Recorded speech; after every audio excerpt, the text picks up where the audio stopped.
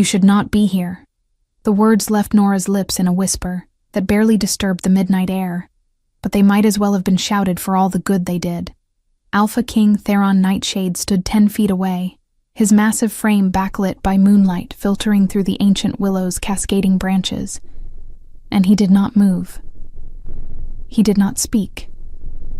He simply watched her with those impossible silver eyes that seemed to see straight through every lie she had ever told, every mask she had ever worn, every desperate attempt she had made to disappear into the background of a life that was never truly hers. Nora's fingers closed around the pendant, the metal still warm from where it had been buried beneath the gnarled roots for the past 6 months, and she felt the familiar pulse of power that both terrified and comforted her. This was the 3rd time she had moved it this year. 3 times she had waited until the pack slept, until even the night patrol had passed, until she was certain no one would see her slip between the trees to this sacred place where the oldest willow in Moonridge territory had stood for centuries. 3 times she had dug with her bare hands, ignoring the dirt beneath her fingernails and the ache in her shoulders, to relocate the one piece of her true identity she had not been able to destroy. And now, on this 3rd time, she had finally been caught. "I asked you a question, Omega." Theron's voice was like gravel and smoke, each word carefully measured in a way that made her wolf, dormant and silent for so many years, suddenly stir deep within her chest. It was not an aggressive stirring, not the way her wolf should react to an alpha, especially not the Alpha King whose reputation for ruthlessness had reached every corner of the kingdom. No, this was something else entirely, something that made her blood heat and her heart race in a way that had nothing to do with fear and everything to do with recognition. "What are you hiding?" He took a step forward, and Nora took one back, her spine pressing against the rough bark of the willow. The pendant seemed to grow warmer in her palm, its ancient magic responding to his proximity in a way it never had before. And she knew with absolute certainty that if she did not leave this clearing right now, everything she had worked for, every sacrifice she had made, every piece of herself she had buried alongside this cursed heirloom, would be for nothing. Nothing that concerns you, your Majesty. She forced the words out with as much steadiness as she could manage, which was not much considering her entire world was crumbling around her. She had survived 3 years in Moonridge by being invisible, by accepting every slight and insult with downcast eyes, by never drawing attention, or asking questions, or giving anyone a reason to look at her too closely. 3 years of scrubbing floors and serving meals, and sleeping in the smallest room in the Omega quarters, all because being forgotten was safer than being remembered. Being nobody was safer than being Nora Silvius, last daughter of the Silver Moon bloodline, survivor of the massacre that should have killed her along with her entire family when she was 15 years old. I was just taking a walk. I could not sleep. It was a pathetic lie, made more pathetic by the fact that she was clearly kneeling in freshly turned earth with dirt smeared across her simple dress and her hair falling loose from its braid. But it was all she had. Theron did not laugh, though something that might have been amusement flickered across his harsh features. He was devastatingly handsome in the way that dangerous things often were, all sharp angles and controlled power, with dark hair that fell just past his collar and a scar that cut through his left eyebrow, a souvenir from some battle she had heard whispered about, but never confirmed. He had arrived at Moonridge 5 days ago for the Trials of Unity, the decennial gathering, where Alpha King met with the leaders of every major pack to renew alliances and settle disputes, and in those 5 days, he had turned her carefully constructed life upside down. Not intentionally, or at least she did not think it was intentional. He had simply looked at her. Once, during the welcome feast where she had been serving wine, his eyes had found hers across the crowded hall, and something had passed between them that she still could not name. Something that made her want to run and stay in equal measure. Something that made her wolf wake up for the first time since she had forced it into dormancy to hide what she truly was. "Show me." It was not a request. Alpha Kings did not make requests. They made commands, and every instinct Nora possessed screamed at her to obey. Her wolf whined, actually whined, pressing against the mental barriers she had spent years reinforcing, begging her to submit to this male who smelled like pine and winter storms, and something wild that called to every buried part of her. But submission meant exposure, and exposure meant death.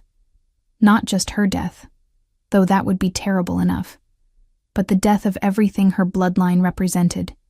Every secret her mother had whispered to her in those final moments as their pack burned, every responsibility that had been placed on her two young shoulders when she became the last Sylvius standing. Show me what you are hiding, Omega, and I will decide if it concerns me. Theron moved.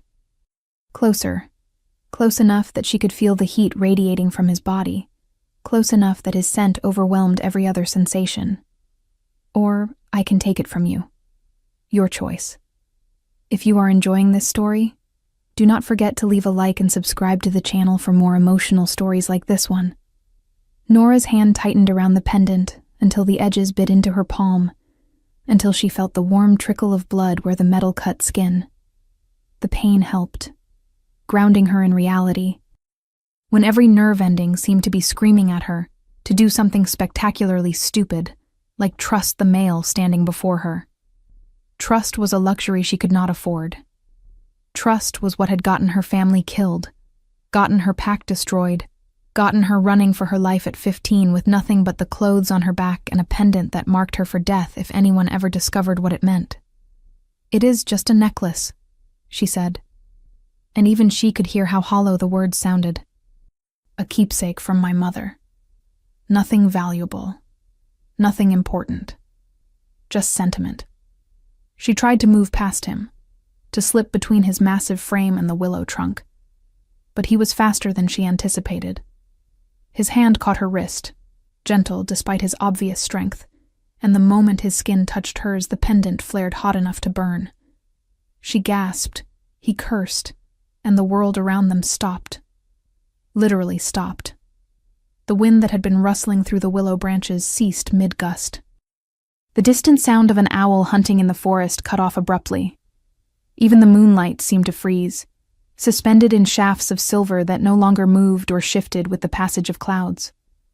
Time itself had paused, holding them in a bubble of impossible stillness, where nothing existed except Nora, Theron, and the pendant that was now glowing with a light that should have been impossible, that should not exist, that marked her as clearly as if she had announced her true name to the entire kingdom.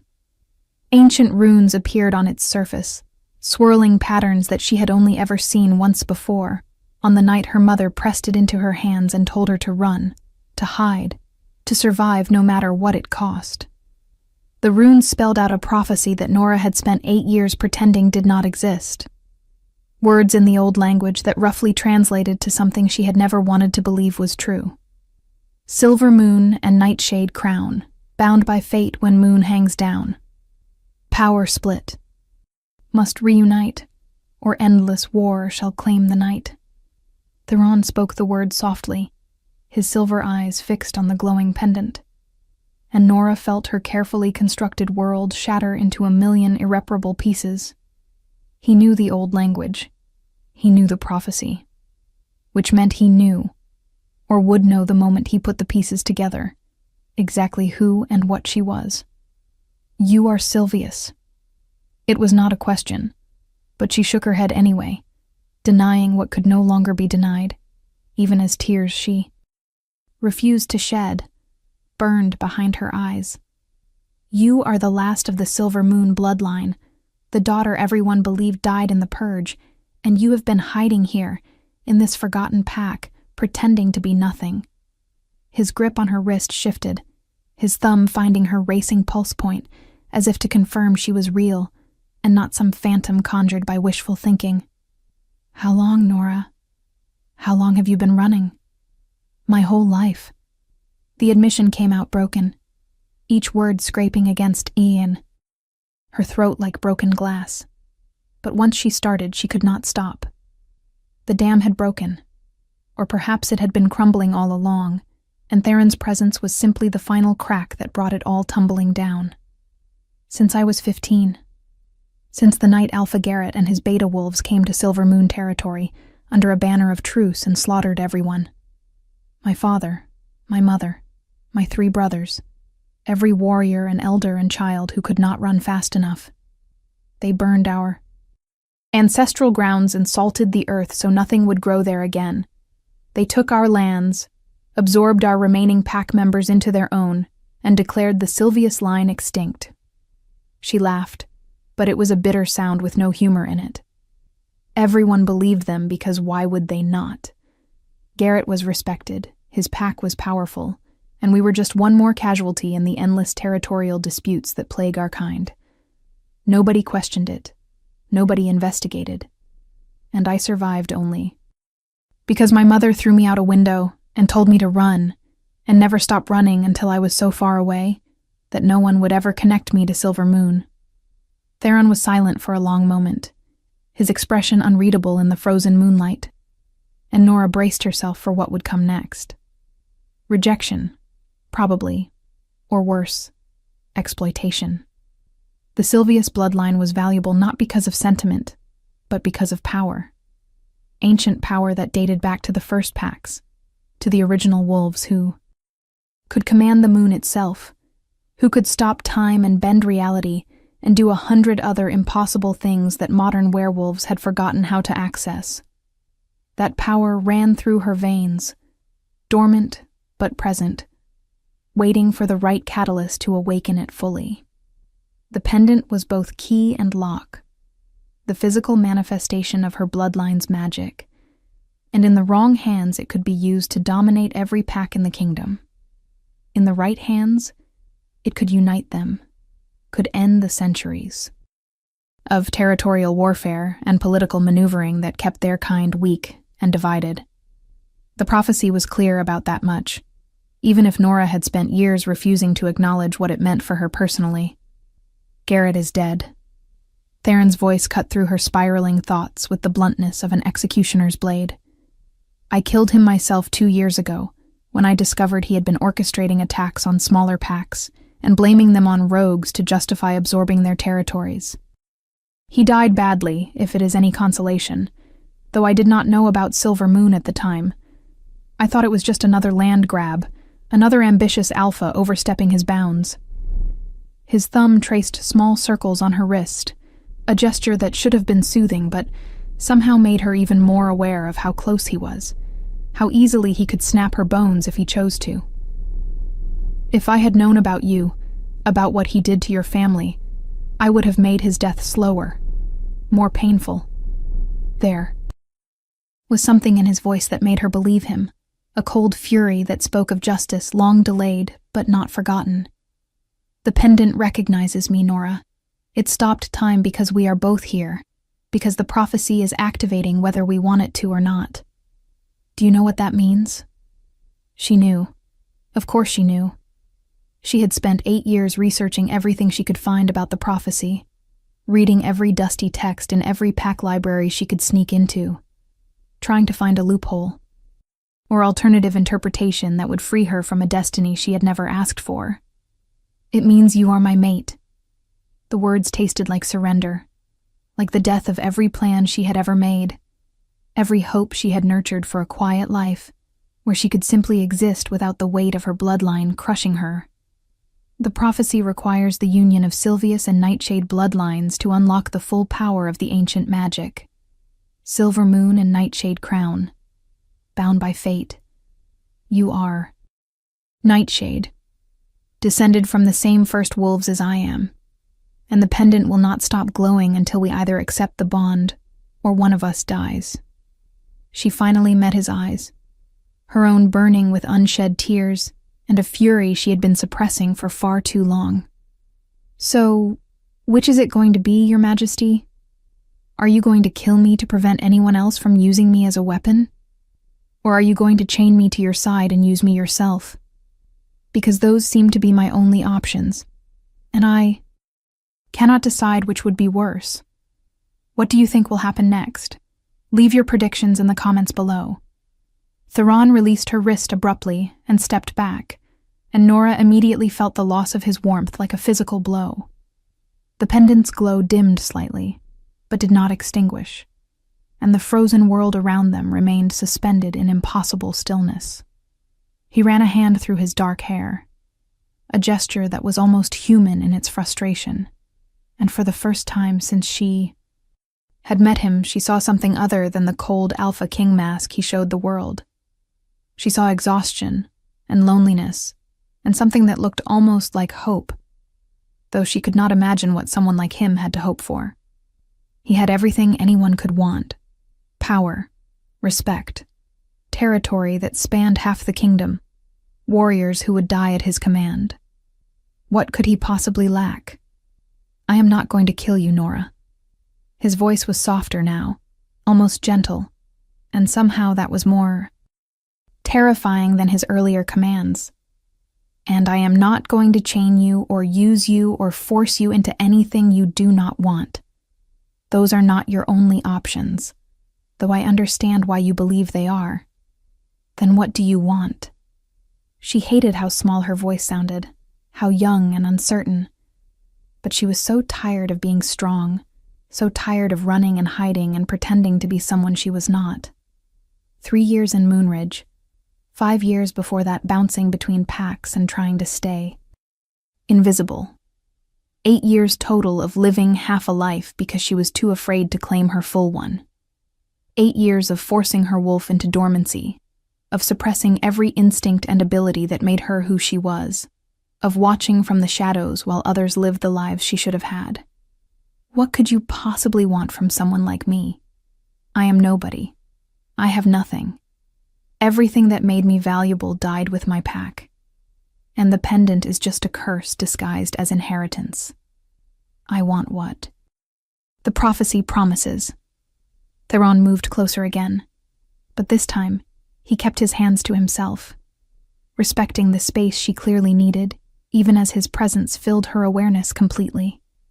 I want to end the endless cycle of violence and territorial disputes that have plagued our kind for centuries. I want to unite the packs under a leadership they can trust, under a system that values cooperation over domination. I want to build something that lasts, something that means my grandchildren will not have to fight the same battles I have been fighting my entire reign. He paused, his silver eyes searching hers with an intensity that made her want to look away, but refused to let her. And yes, Nora, I want you. Not because of the pendant or the prophecy or the power you represent, though those things matter strategically. I want you because the moment I saw you across that feast hall 5 days ago, my wolf recognized what my mind was too stubborn to accept immediately. You are mine. Mine. To protect. Mine to cherish. Mine to stand beside as an equal and not a possession. The mate bond does not lie, even when we wish it would. Nora shook her head, backing away until her shoulders hit the willow trunk again, trapped between ancient wood and impossible choices. You do not know me. You do not know anything about me except what you have learned in the past 10 minutes. How can you say I am yours when we are strangers? But even as she protested, her wolf surged forward with a strength she had not felt in years, howling with joy and recognition, trying to force a shift she would not allow. Her skin burned, her bones ached with the suppressed transformation, and she had to physically bite her tongue to maintain control. The mate bond was pulling at her, a golden thread she could suddenly perceive connecting her to Theron, growing stronger with every moment they stood in this frozen bubble of time. It terrified her more than Garrett's wolves, more than 8 years of running, more than the thought of her own death, because it meant surrendering control, and control was all she had left. I know enough. Theron's voice was steady, confident in a way that made her simultaneously want to scream and believe him. I know you survived when you should have died, which takes either incredible luck or incredible strength, and I do not believe in luck. I know you have been living as an omega in a second-rate pack, accepting treatment that should enrage any wolf with pride, which means you value survival over ego. I know you moved this pendant 3 times this year, which means you are careful and paranoid and smart enough to never establish patterns. I know you could have tried to use your bloodline for political leverage at any point in the past 8 years, could have approached any major alpha with your identity and demanded sanctuary or alliance, but you chose obscurity instead. That tells me you understand the value of patience, of waiting for the right moment rather than acting out of desperation. He smiled, and it transformed his harsh features into something almost beautiful. And I know that when you looked at me 5 days ago across that feast hall, you felt it too. The recognition, the pull, the certainty that something significant was happening, even if you did not want it to. Do not insult either of us by denying it now. She wanted to deny it anyway, wanted to tell him he was wrong and arrogant, and seeing things that were not there. But she could not. She had felt it. From that first moment when their eyes met, and something electric had passed between them. Something that made her spill the wine she was carrying, and stammer an apology to the beta she had been serving. She had felt it every time she caught sight of him over the past 5 days, every time his scent reached her across the training grounds or the dining hall, or the pack house corridors. She had felt it in her dreams, where her wolf ran free, and a massive black wolf with silver eyes ran beside her, and she woke each morning more exhausted than when she had gone to sleep, because even her subconscious was betraying her. Feeling something does not mean we have to act on it. She tried one last desperate argument, knowing it was futile but unable to stop herself. We can walk away right now. You can forget you saw me here. Forget about the pendant. Forget about the prophecy. Go back to being Alpha King without the complication of a mate you never wanted. I will disappear like I should have years ago. Go somewhere so remote that no one will ever find me, and we can both live our lives separately. The prophecy does not have to be fulfilled. It does not work that way, and you know it. Theron's words were gentle but implacable. The truth she had been avoiding finally spoken aloud where she could not ignore it. The prophecy is already activating. Time is frozen around us because the pendant recognized that we are both here, both aware of what we are to each other, and it will not release us until we make a choice.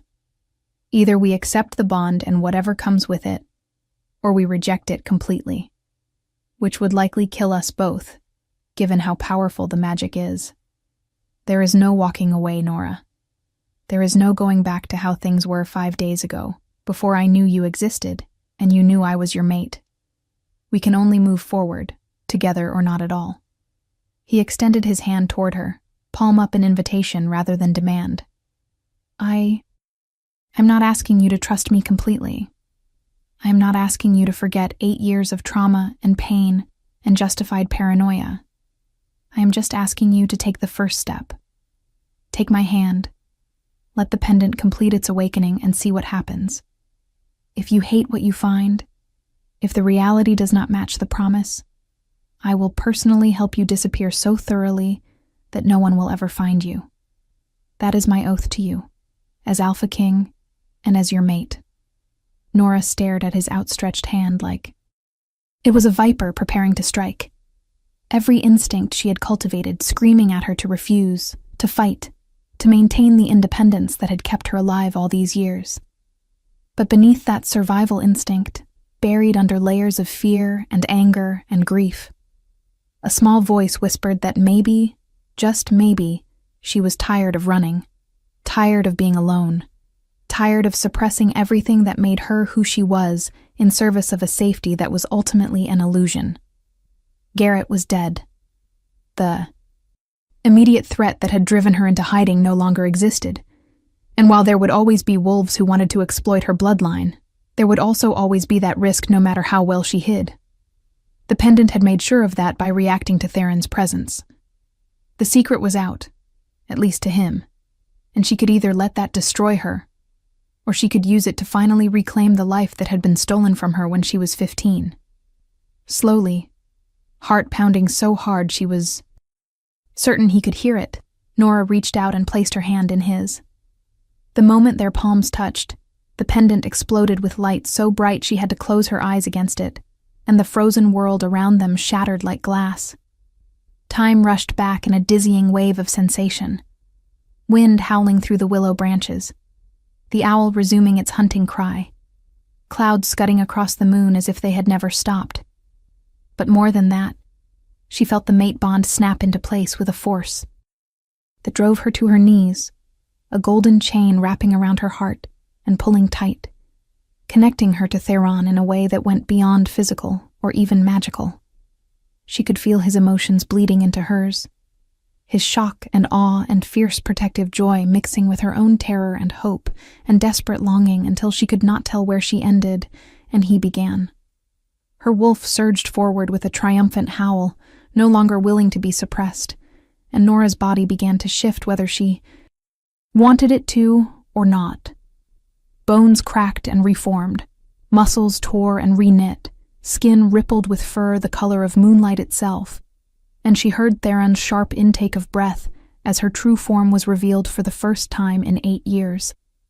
She was not a large wolf by any standard, certainly not compared to the alpha warriors who dominated most packs, but there was something undeniably powerful about her silver coat that seemed to glow with its own internal light, about the ancient runes that appeared along her flanks in the same script as the pendant, about the way the very air around her hummed with barely contained magic.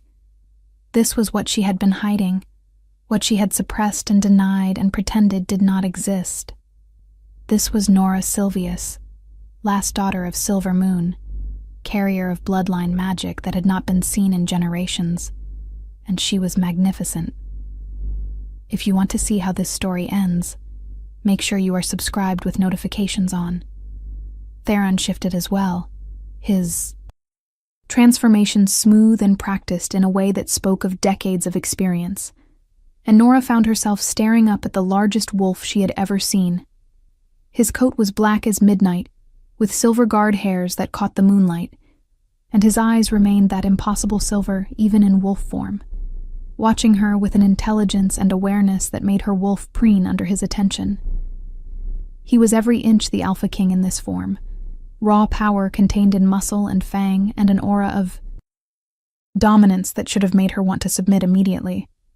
But instead of fear or the instinctive need to bare her throat, she felt only curiosity and a strange sense of rightness, as if this was exactly where she was supposed to be, standing before him as his equal, rather than his subordinate.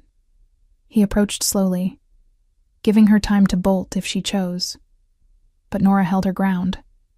The pendant, now hanging from a chain that had somehow survived the transformation, glowed softly between them, and she could feel the prophecy magic thrumming through every nerve ending. Theron touched his nose to hers, in a gesture that was intimate, and claiming all at once, and Nora felt the final piece of the mate bond lock into place, with an almost audible click. The runes on her flanks flared brighter, matching ones that were now visible on Theron's own dark coat, ancient symbols that marked them as bonded, in a way that went beyond anything modern werewolves understood.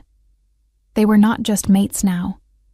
They were something more, something older and more powerful, the physical embodiment of a prophecy that promised either salvation or destruction, depending on how they wielded what they had been given.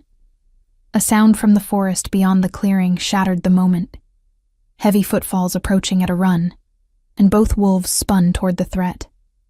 Nora's hackles rose instinctively, her lips pulling back from her teeth, even though she had not been in a fight since she was 15, and was not at all confident in her ability to defend herself. But Theron stepped in front of her immediately, placing his massive body between her and whatever was coming, and she felt a surge of gratitude that warred with her independent pride. She did not need protecting, did not want to be the weak female hiding behind her strong male. But the practical part of her brain acknowledged that she was out of practice and exhausted, and still reeling from the bond's completion. If something attacked right now, she would be more liability than asset. Beta Marcus burst into the clearing, his human form dressed in the formal leathers that marked him as part of the Alpha King's personal guard, and he skidded to a halt when he saw both wolves facing him. His eyes widened, darting between Theron's obvious form and Nora's glowing silver coat, and she saw the moment recognition and shock flashed across his features. "Your Majesty," he began, his voice carefully neutral despite the circumstances. "We have a situation. Alpha Ren from Moonridge has called an emergency council meeting. He is accusing one of the Omegas of theft, claiming something valuable went missing from the storage vaults tonight, and he is demanding permission to conduct a full search of the Omega quarters." His gaze flickered to Nora again, understanding dawning in his expression. He specifically mentioned a female Omega who has been acting suspicious lately. I believe his exact words were that she was probably hoarding supplies to run away, and that he wanted to make an example of her before she could flee and damage the pack's reputation. Nora felt ice flood her veins despite the warmth of her fur. Alpha Ren was not a cruel man by werewolf standards, but he was ambitious and easily influenced, which made him dangerous in a different way. If someone had convinced him that she was a threat or a thief, if they had planted evidence or simply whispered the right suggestions, he would absolutely conduct a search. And when that search turned up nothing in her quarters because she owned virtually nothing, he would expand it to the territories she frequented. Like this clearing. Like the ancient willow with its disturbed roots and the freshly turned earth that anyone with eyes could see marked recent digging. They would find where she had been burying the pendant, would start asking questions about why an Omega was sneaking around at night, would investigate her background more thoroughly than they had when she arrived 3 years ago with forged papers and a story about being a refugee from a dissolved pack. And once they started pulling that thread, the entire careful tapestry of lies she had constructed would unravel. Theron shifted back to human form with fluid ease, apparently unconcerned about his nudity, in the way only someone completely comfortable with their body and status could be. "Tell Alpha Ren that I will attend his council meeting personally, and that no search will be conducted without my explicit approval." His voice carried the weight of absolute authority, the kind that made Beta Marcus straighten instinctively despite his own significant rank. "Also inform him that I am invoking ancient right of claiming. The female Omega in question is my mate, recognized and bonded as of tonight, and any accusations against her will be treated as accusations against me personally. If he has concerns about theft, he can bring them to me directly, and I will investigate as I see fit." Marcus's eyebrows rose nearly to his hairline, but he nodded sharply and turned to leave. "Marcus," Theron called after him, and the Beta paused. "Have someone bring clothing to this clearing for both myself and my mate, and then clear the area. No one approaches without my permission. Understood?" "Understood, Your Majesty." Marcus disappeared back into the forest at a run, and Nora was left staring at Theron with a mix of gratitude and terror. He had just publicly claimed her as his mate, had invoked ancient laws that she was not even sure were still recognized in modern pack politics, had put his own reputation and authority on the line to protect her from an accusation that might or might not be legitimate. It was exactly the kind of impulsive protective gesture that should have made her feel safe. But instead it made her feel trapped. Because now she was his responsibility whether she wanted to be or not. Now every pack in the kingdom would know about her, would be watching and speculating and trying to figure out how to exploit this new dynamic for their own benefit. She shifted back to human form, grateful for the long curtain of silver hair that fell around her like a cloak, providing at least minimal modesty. "You should not have done that." The words came out sharper than she intended, frustration and fear making her tone harsh. "You should have let him conduct his search, let him find nothing, and moved on. Now you have drawn attention to me, made me a person of interest, and every wolf in Moonridge will be talking about the Alpha King's mysterious Omega mate by morning. Do you have any idea what you have just done? The target you have just painted on both of our backs?"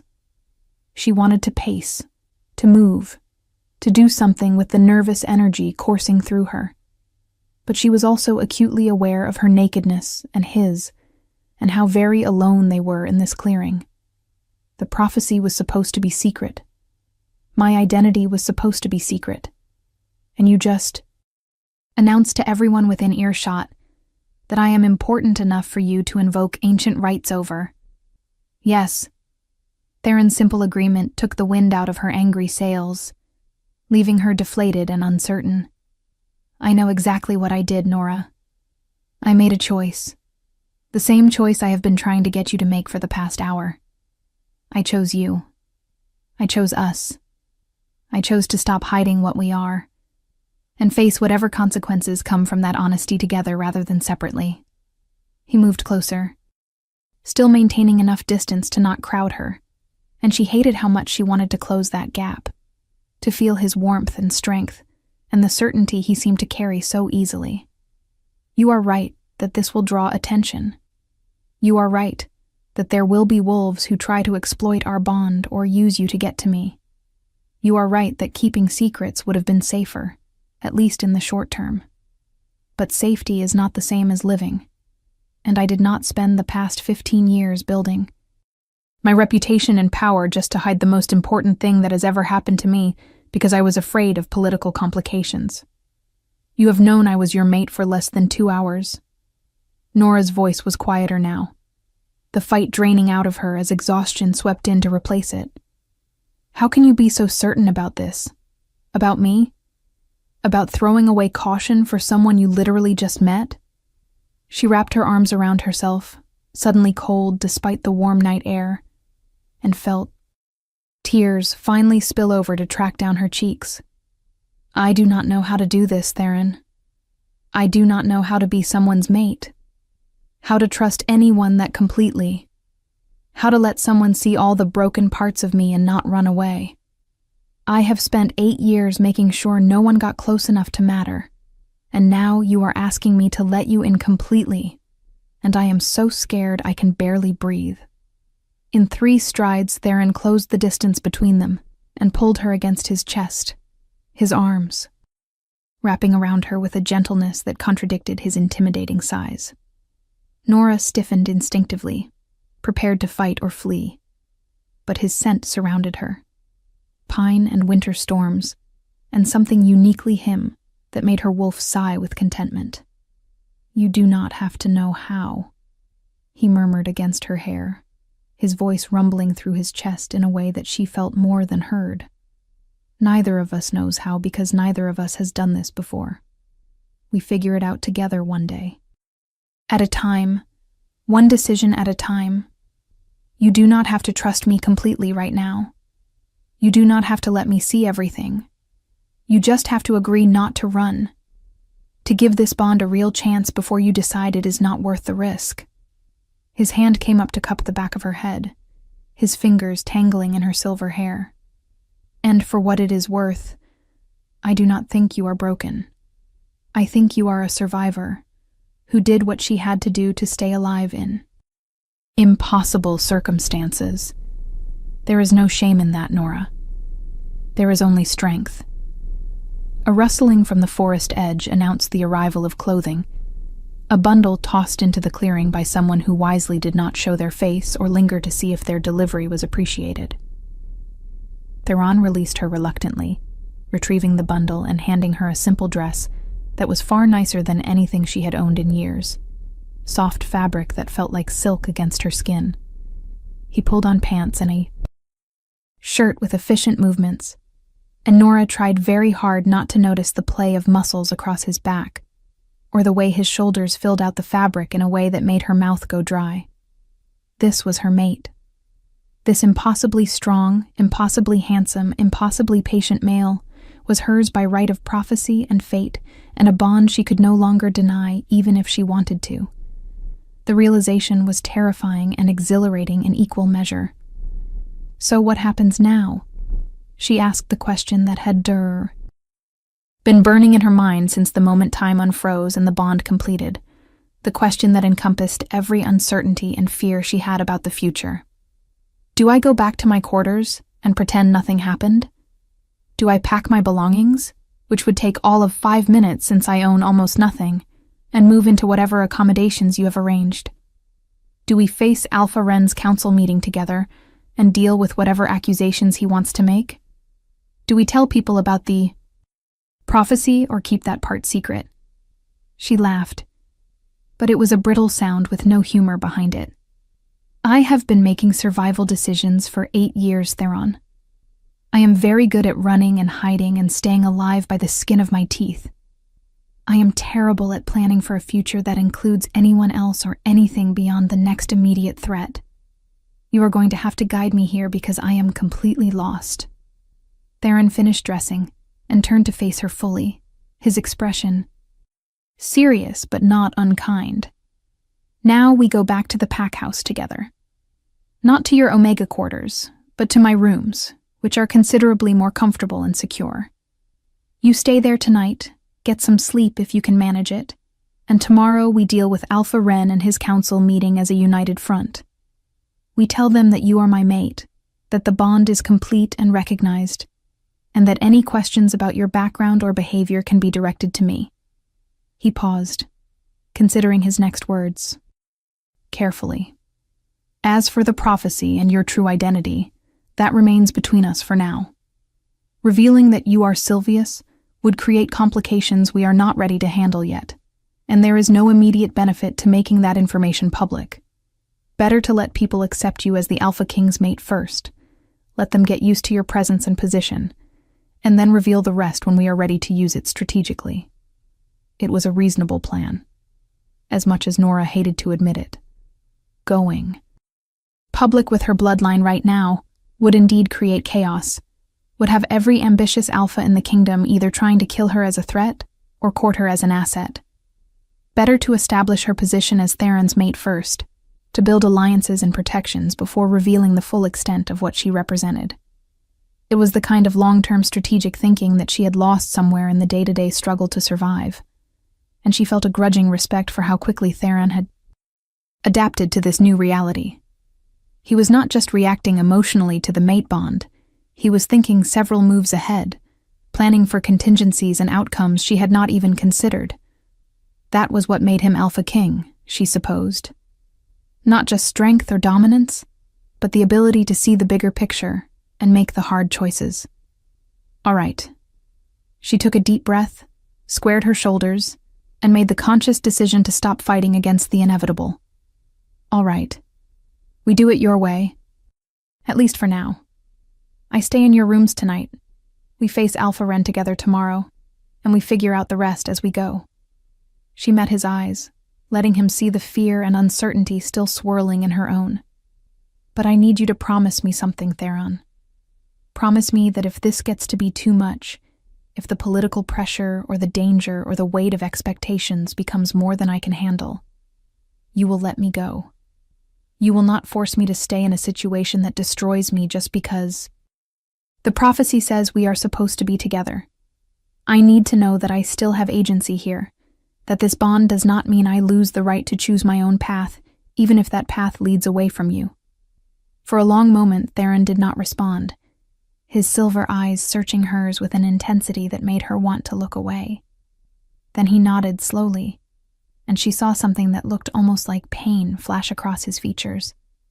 I promise, if you ever truly want to leave, if staying with me becomes worse than running alone, I will let you go. I will not like it, and my wolf will rage against it, and it will probably damage us both given how complete the bond is now. But I will not keep you prisoner, Nora.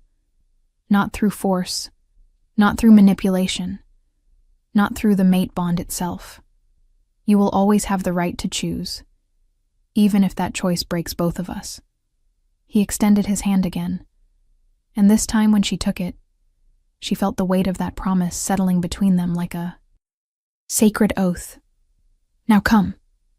We have an alpha to face, and a life to start building, assuming we can survive the political fallout of the next 24 hours.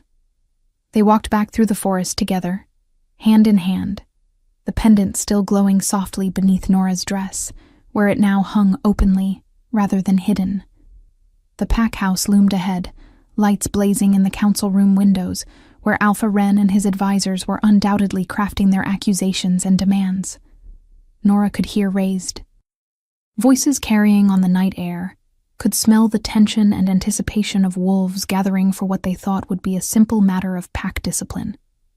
They had no idea that the frightened Omega they wanted to punish was actually the last daughter of an ancient bloodline, that she was mate to their Alpha King, that her very existence represented a prophecy that could change the balance of power across the entire kingdom. They had no idea that by targeting her, they had stepped into something far bigger and more dangerous than a simple theft investigation. "Are you ready?" Theron squeezed her hand as they approached the main entrance, and Nora felt his strength flowing through the bond, steady and certain and utterly unshakable. It should have annoyed her, that confidence, but instead she found herself drawing on it, using it to shore up her own crumbling resolve. She had survived Garrett's massacre, had survived 8 years of running and hiding, had survived forcing her wolf into dormancy and suppressing everything that made her who she was. She could survive this too. She could walk into that council room with her head held high, could face whatever accusations Alpha Wren wanted to make, could claim her place at Theron's side even if every instinct screamed at her to run back into the forest and disappear into the night. She was Nora Silvius, last of Silver Moon, carrier of ancient magic and fated mate to the Alpha King. And she was done hiding. No.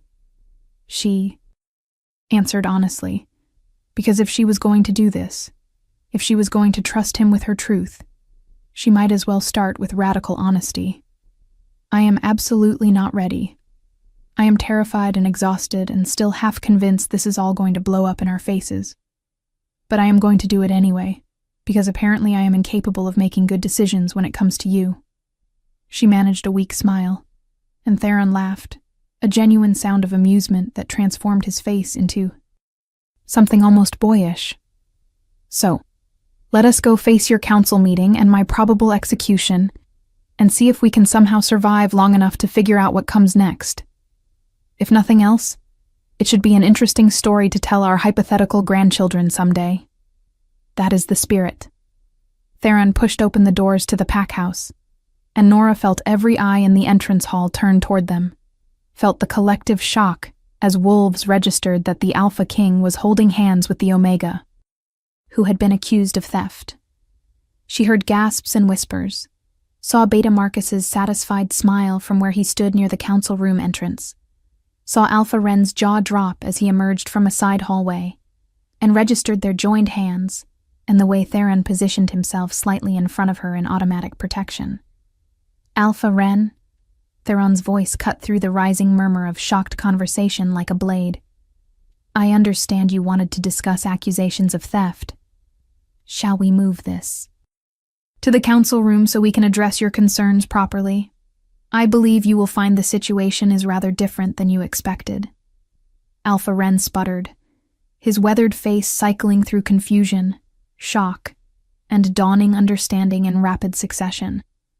He was an older wolf, his dark hair streaked heavily with silver, and he had led Moonridge for nearly 30 years with competent if uninspired leadership.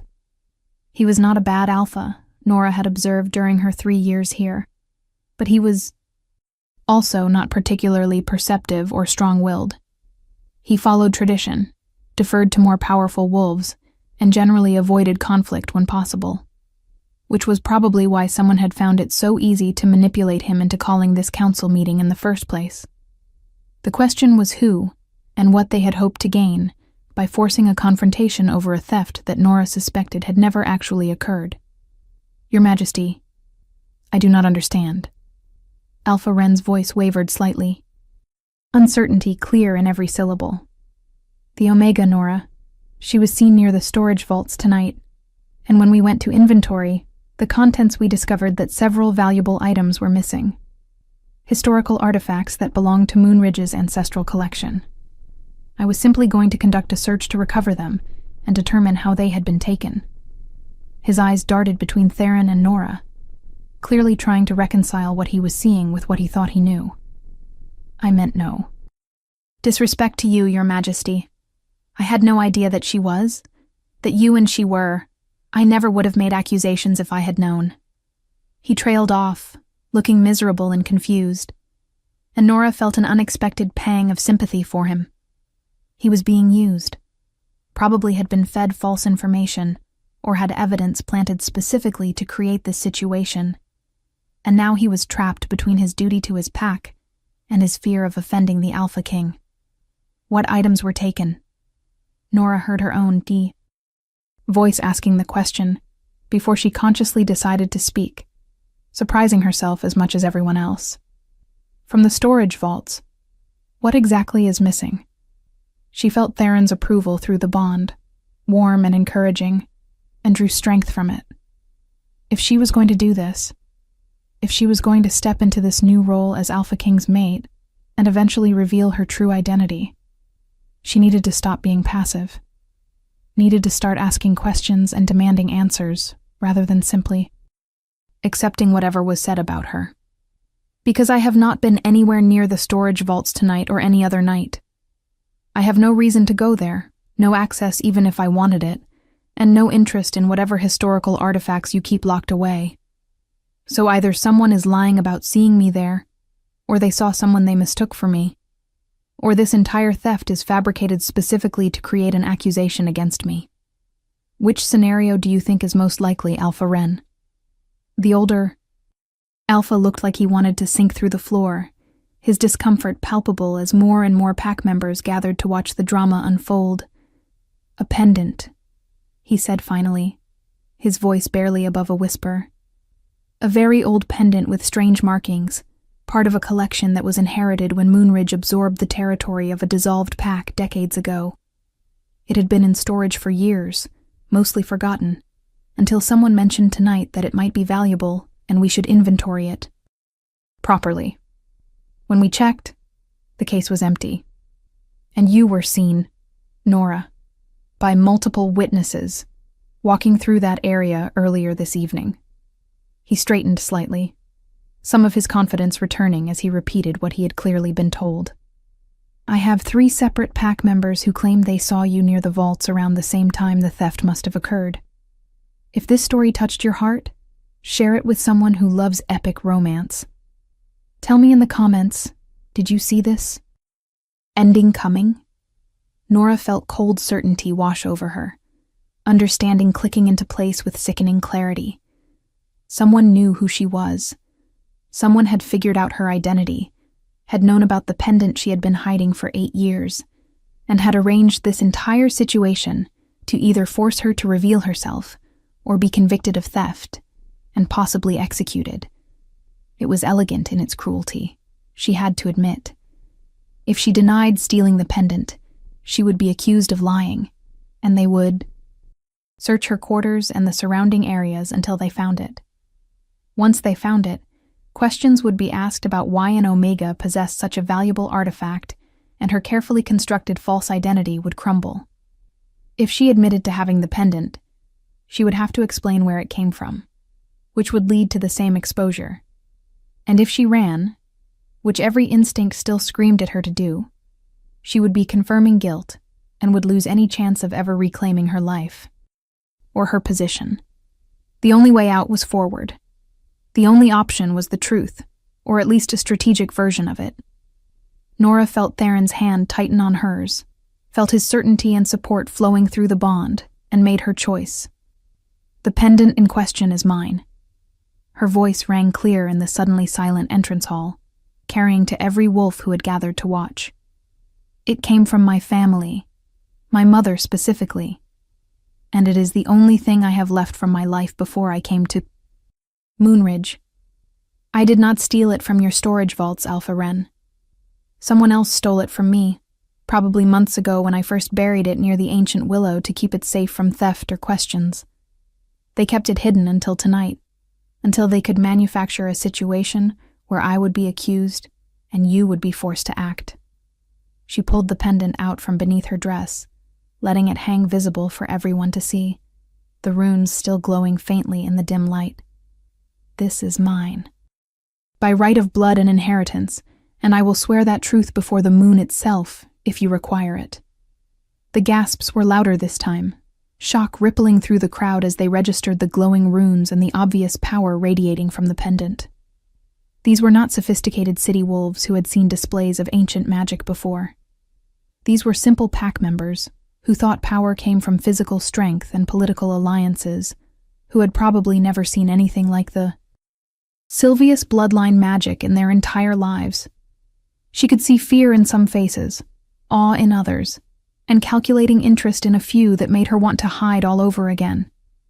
But she forced herself to stand tall, to meet their stares without flinching, to claim her space in this moment, even though it terrified her. That pendant belongs to Moonridge Pack. The voice came from the back of the crowd, cold and feminine, and dripping with barely concealed venom. It was part of the artifacts we inherited when we absorbed Silver Moon territory 8 years ago, spoils of war that became our property by right of conquest. Whatever claims this Omega makes about blood inheritance are irrelevant.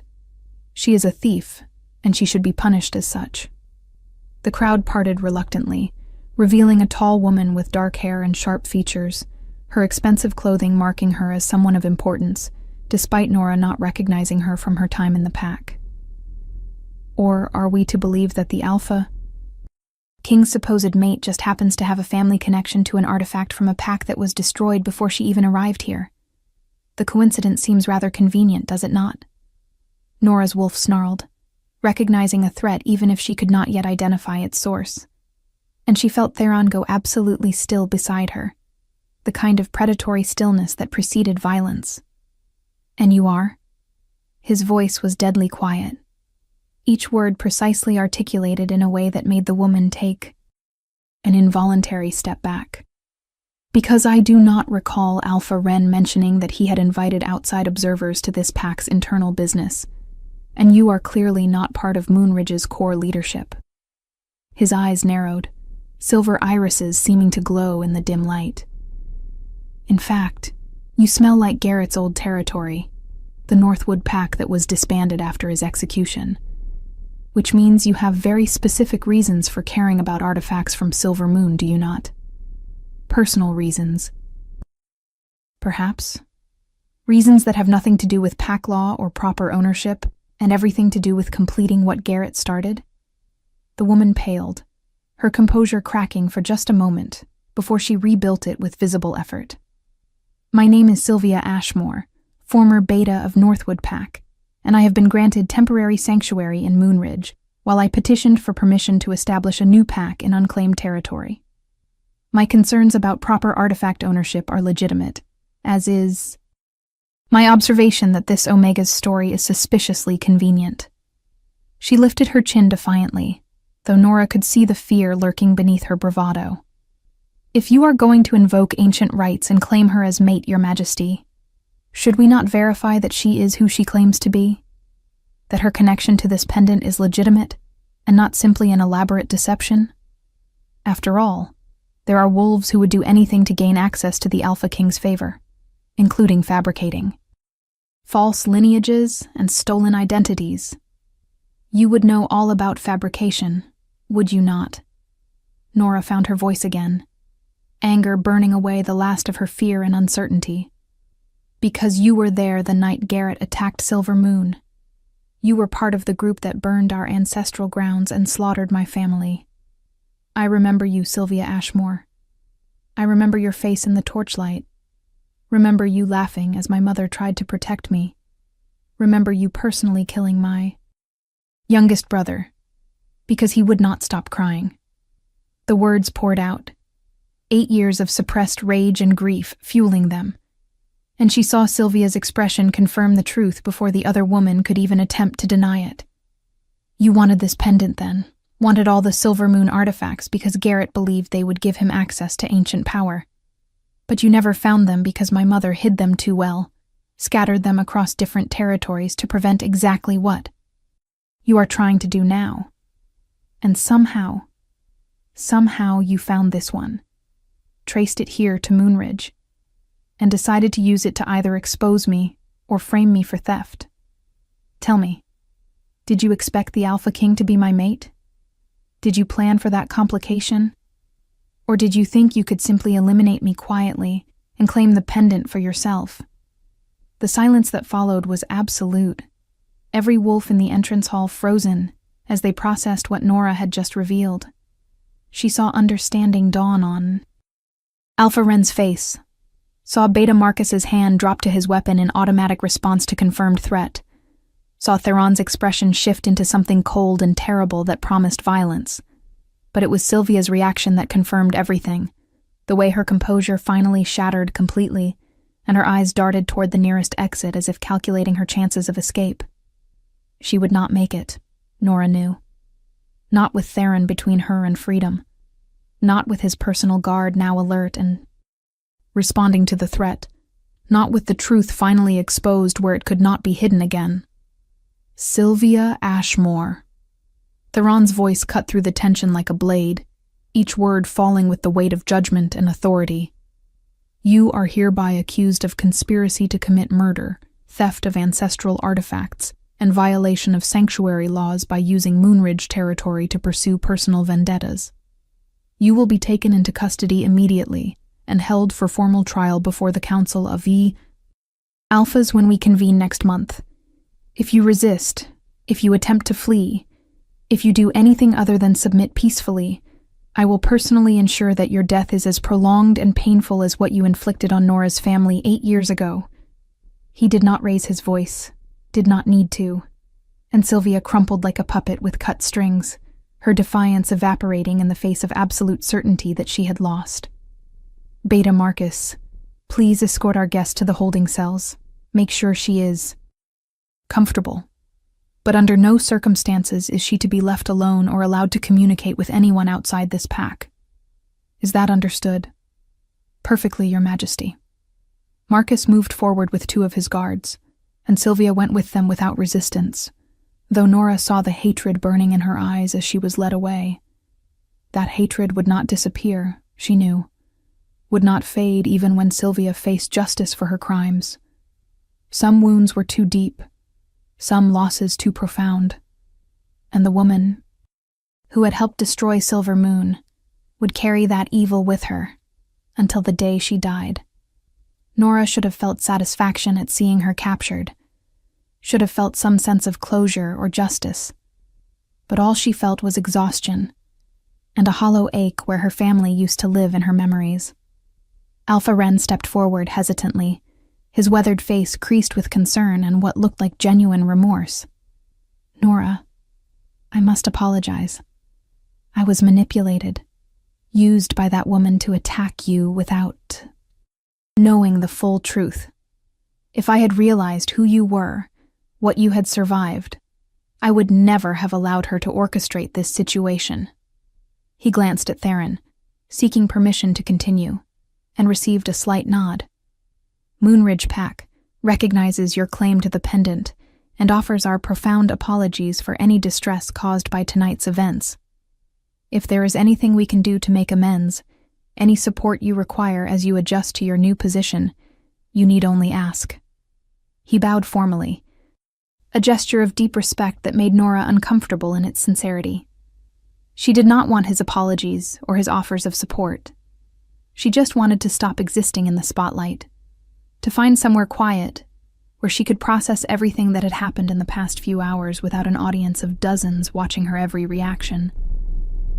Thank you, Alpha Wren. Theron spoke for both of them, recognizing her exhaustion, even if she had not voiced it aloud. Your apology is accepted, and Moonridge's reputation remains intact. This was not a failure of your leadership, but a consequence of allowing an enemy to hide among you. Learn from it, increase your vetting procedures for sanctuary requests, and we will consider the matter closed. He paused, his hand still firmly holding Nora's, grounding her when she felt like she might simply float away from the unreality of it all. Now, if you will excuse us. My mate has had an exceptionally difficult evening and requires rest. We will be in my quarters for the remainder of the night. Please ensure we are not disturbed unless there is an emergency that requires my immediate attention. The crowd parted as they walked through, and Nora felt the weight of their stares following her every step. She heard whispers starting up behind them, speculation and gossip that would only grow as the night progressed, and the story spread throughout the pack and eventually beyond. By morning, every alpha in the kingdom would know that Theron Nightshade had found his mate, that she was connected to the destroyed Silver Moon pack, that she carried a pendant with ancient power that glowed in her presence. The secret she had guarded for 8 years was well and truly exposed now, and there was no putting it back in the box no matter how much part of her still wanted to try. She had claimed her identity publicly, had admitted her connection to Silver Moon, had revealed the pendant's existence, if not its full significance. The prophecy was in motion. Now whether she liked it or not, and all she could do was hold on and hope that Theron's confidence in their ability to handle what came next was justified. His quarters were nothing like the cramped Omega room she had been living in for 3 years. They occupied the entire top floor of the pack house, spacious and well-appointed with windows that overlooked the forest and mountains beyond. There was a sitting area with comfortable furniture, a workspace with maps and documents scattered. Across a large desk, and through an open doorway, she could see a bedroom with a bed large enough to sleep 4 people comfortably. Everything spoke of power and wealth and status, a sharp contrast to the simple poverty she had been living with for so long that she almost could not process the difference. Theron watched her take it in, his expression unreadable, and she wondered what he was thinking. If he regretted claiming her, maybe, now that the emotional high of the mate bond revelation had faded and reality was settling in. If he was calculating how to integrate an emotionally damaged, politically complicated mate into his carefully ordered life. If he was already regretting his promise to let her leave if it became too much. "I can hear you thinking from here." His voice was gentle, tinged with amusement, and Nora realized she had been standing frozen in the middle of the sitting room for who knew how long. "Stop catastrophizing and come sit down before you fall down. You have been running on adrenaline and willpower for hours now, and you are about to crash hard if you do not rest." He guided her to a couch, his hand warm on the small of her back, and she sank into the cushions with a sigh of relief. Her legs did feel weak, now that he mentioned it, and her hands were shaking with fine tremors that spoke of shock and exhaustion catching up to her all at once. "I'm going to get you some food and water. When was the last time you ate?" He paused, waiting for an answer, and Nora had to think back through the chaos of the evening to remember. Breakfast, she thought. Maybe. She had been too nervous about moving the pendant again to eat much during the day, and by the time evening came around, she had been too focused on watching patrol patterns and planning her midnight excavation to think about something as mundane as food. This morning.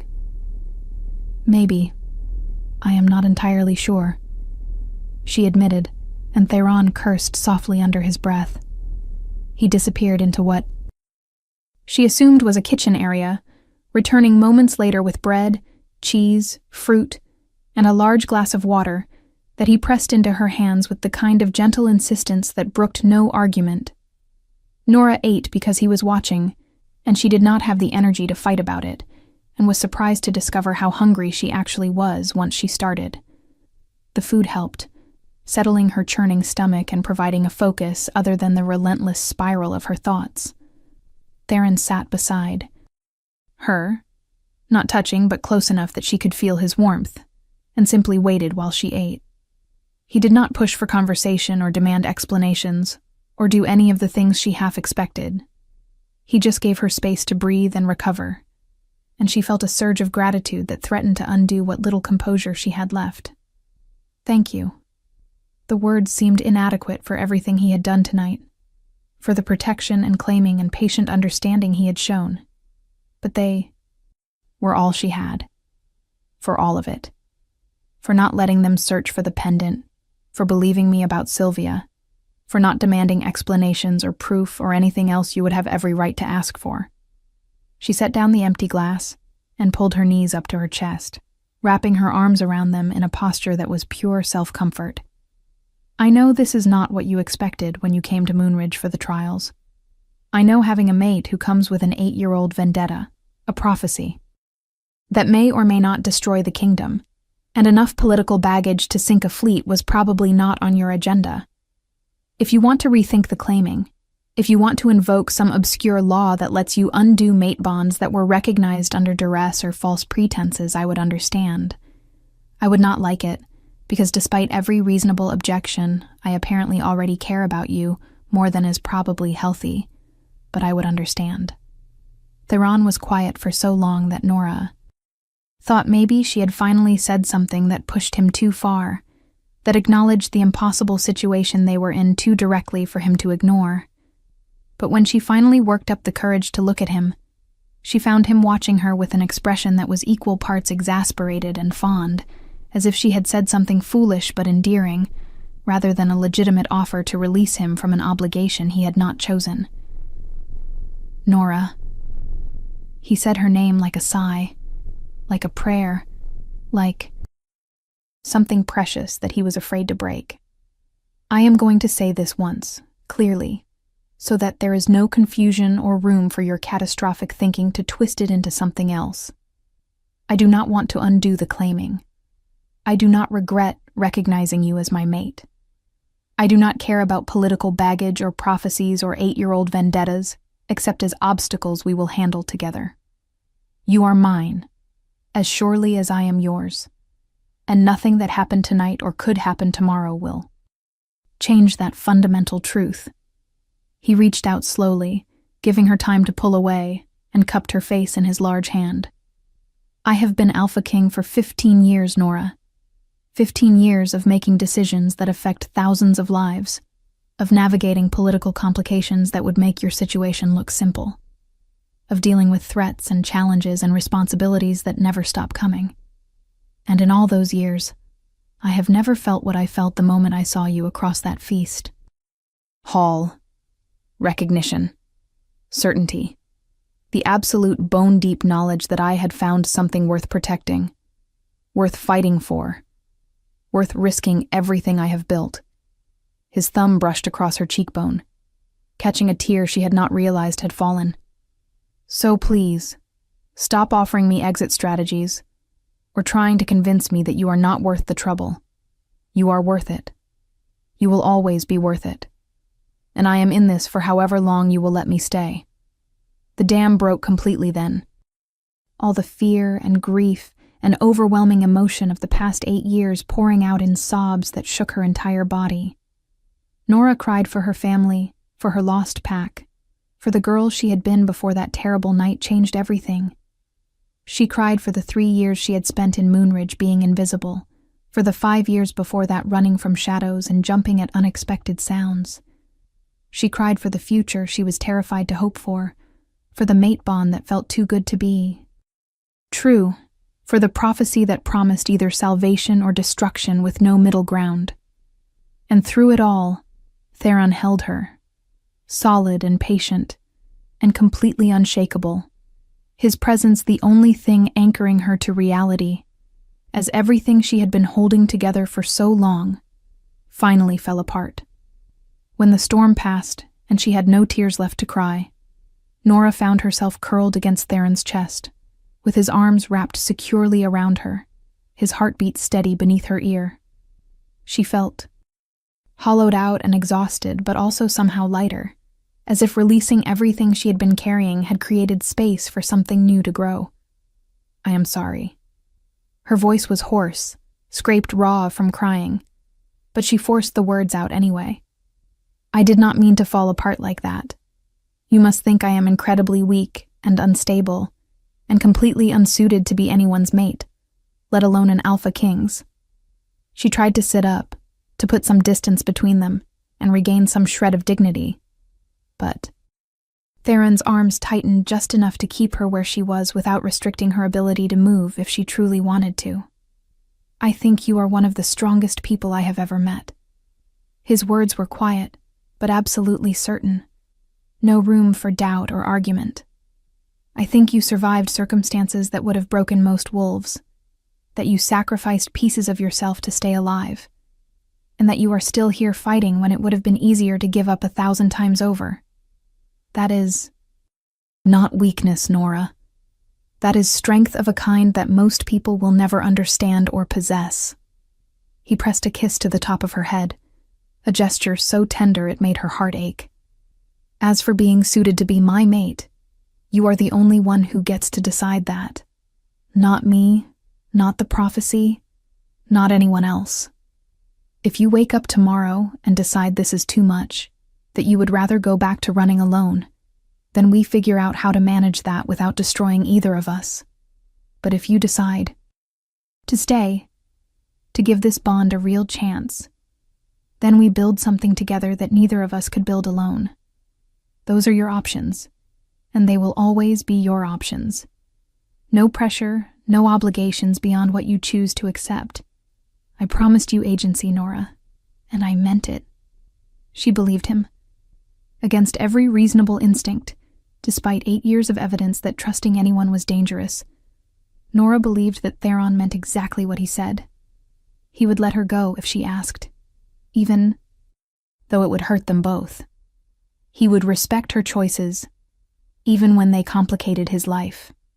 He would protect her without trying to control her, support her without demanding she become someone she was not. It was everything she had never dared to hope for, and more than she thought she deserved. And the realization was almost as overwhelming as the mate bond itself. I want to stay. The words came out barely louder than a whisper, but they felt momentous anyway, like stepping off a cliff and hoping the ground would rise to meet her, rather than let her fall.